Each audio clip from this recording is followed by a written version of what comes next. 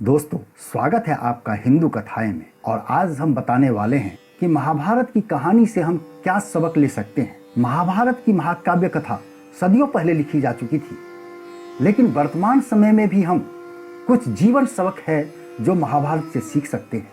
तो आइए शुरू करते हैं, और शुरू करने से पहले चैनल को सब्सक्राइब करना ना भूलें।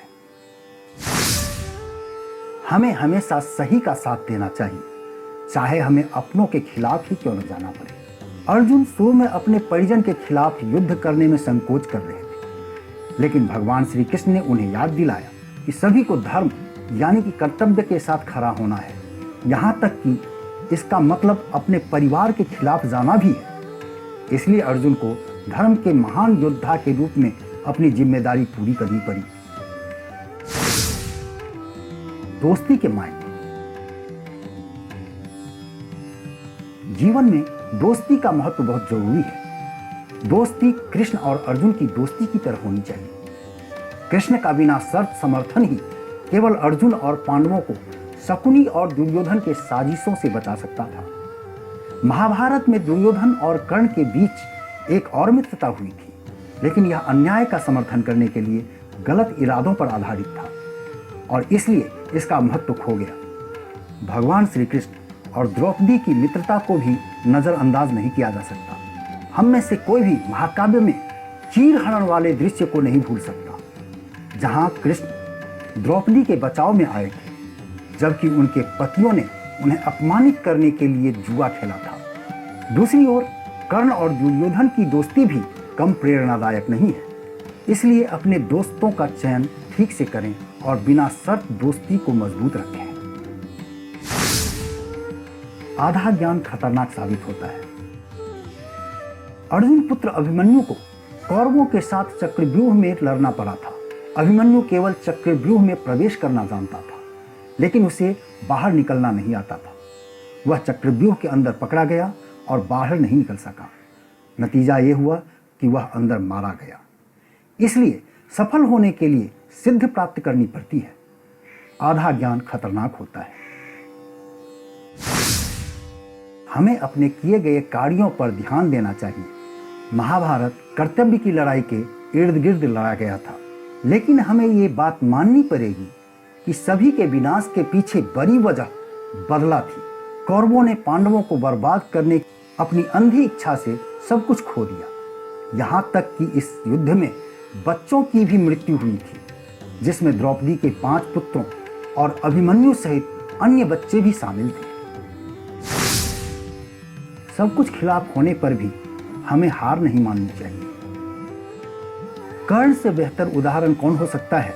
अपने जन्म से ही सूत पुत्र ने जीवन में हर स्तर पर भेदभाव और अपमान से लड़ते हुए उनका सामना किया। वह लगभग भाग्य के हाथों में कठपुतली बनकर रह गया, लेकिन कोई बाधा उसे अपने लक्ष्य का पीछा करने से कभी नहीं रोक सकी। हमेशा अपनी संगति को ध्यान में रखें। कौरव अपने मामा शकुनी के मार्गदर्शन और प्रकाश में थे।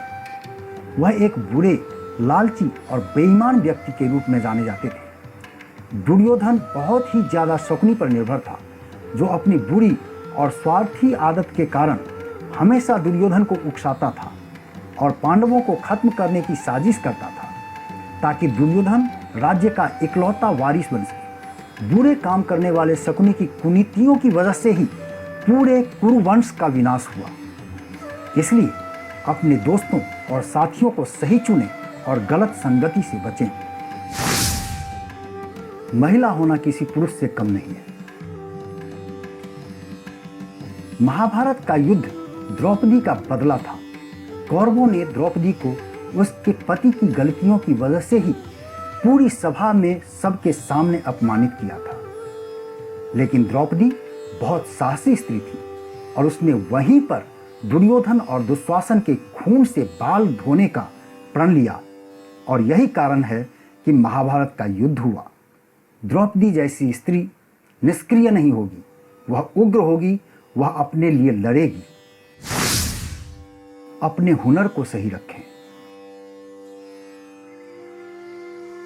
महाभारत में अर्जुन को महान योद्धा कहा गया है, वह अपने रास्ते में आए हर योद्धा को हराकर आगे बढ़े। न केवल उन्होंने द्रोण से सर्वश्रेष्ठ सैन्य विद्या का ज्ञान सीखा, बल्कि इंद्र के दिव्य हथियारों के विषय में भी रुचि दिखाई। उन्होंने महादेव से भी पशुपतास्त्र के बारे में सीखा। इसके अतिरिक्त उन्होंने युधिष्ठिर और भगवान श्री कृष्ण को भी अपने गुरु के रूप में माना और जो कुछ भी सीख सकते थे उन्होंने सीखा। एकलव्य अभी तक समर्पण और जुनून का एक और प्रतीक है। वह एक आदिवासी थे जो गुरु द्रोणाचार्य से तीरंदाजी सीखना चाहते थे। चूंकि द्रोणाचार्य पांडवों के शाही शिक्षक थे और इसलिए उन्हें किसी भी आम आदमी को धनुर्विद्या नहीं सिखानी चाहिए थी। एकलव्य को छात्र के रूप में दाखिल देने से मना कर देने के बाद एकलव्य ने हार नहीं मानी, बल्कि उसने गुरु द्रोणाचार्य की प्रतिमा बनाई और पूरी ईमानदारी, जुनून और समर्पण के साथ प्रतिमा के सामने तीरंदाजी का अभ्यास किया और वह अर्जुन से भी बेहतर तीरंदाज साबित हुआ। इसलिए जीवन में उत्कृष्टता और सफलता के लिए समर्पण और जुनून जरूरी है। तो दोस्तों, उम्मीद करता हूँ आपको वीडियो पसंद आई होगी। तो वीडियो लाइक और शेयर करें और सब्सक्राइब करना ना भूलें।